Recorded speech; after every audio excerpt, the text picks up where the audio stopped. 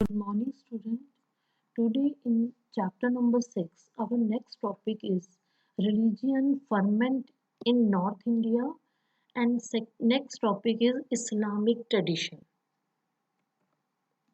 Religious ferment in North India, a religious condition of North India. During the same time, in North India, deities such as Vishnu and Shiva were worshipped in temples, often built with the support of rulers. It means in the North India, again we see with the help or the support of the rulers, uh, we saw the very big temples of Shivas and Vishnus. Historians have not found evidence of anything resembling the compositions of the Alvars and Nayanars till the 14th century. According to the historians, in North India, there was a period when several Rajput states emerged, and in most of these states, Brahmins occupied important place by performing rituals. So in North India, we see many Rajput states, they were emerged, they were occupied the area, and in these states, the Brahmins, they were also occupied the important states, for performing different type of the rituals for the kings. There was no attempt to question their position directly.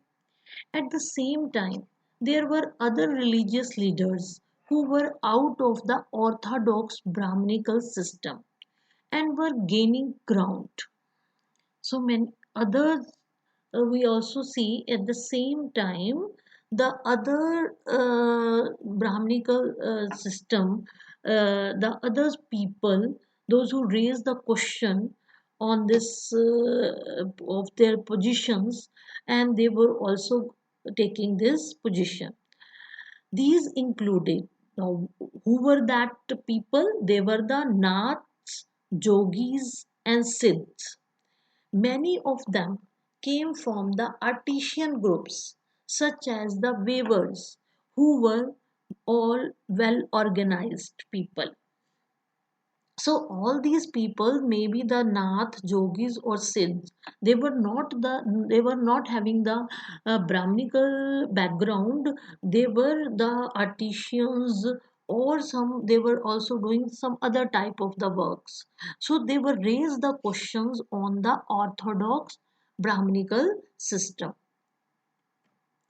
These religious leaders questioned the authority of Vedas. However, they were unable to win the support of the ruling elite class.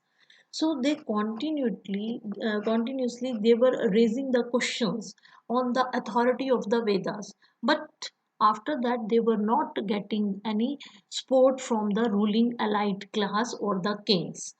Turkish conquests culminated in the establishment of the Delhi Sultanate.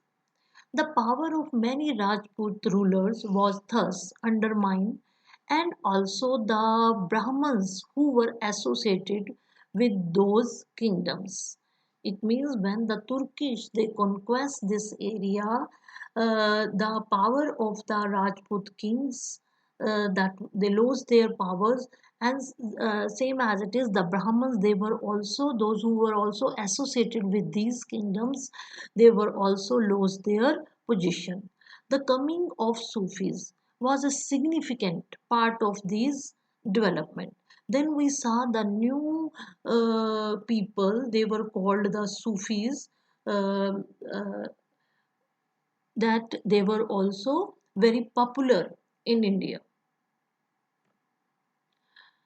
Muhammad bin Qasim conquered the Sindh in 711 AD. Sindh became a part of the Khalifa's domain. During the 13th century, the Turks and Afghans established the Delhi Sultanate. It means on the Delhi. The Turks and the Afghans, they captured the Delhi. They established in Delhi. Sultanate were also formed in the Deccan and other parts of the subcontinent. Islam was recognized as the religion of several areas. This continued with the establishment of the Mughal Empire.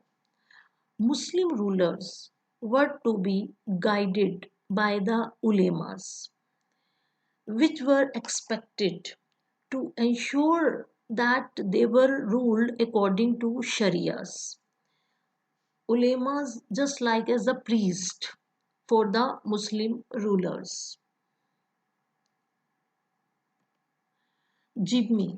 Jimmi means protected and is derived from the Arabic word jimma, protection. It was also developed for peoples who followed relieved scriptures such as the Jews and Christians and lived under the Muslim rule. They paid a tax called the jizya. Those who were the non-Muslim, they were also paid another tax. That tax was called the jizya and received protection from Muslims.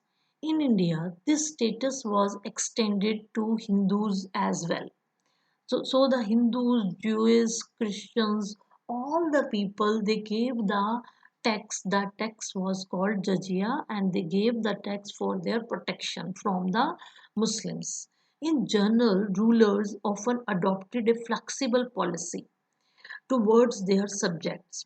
For example, several rulers gave land, endowments, and granted the tax exemption to Hindus, Jain, Zoroastrian, Christian, Jewish religious institutions.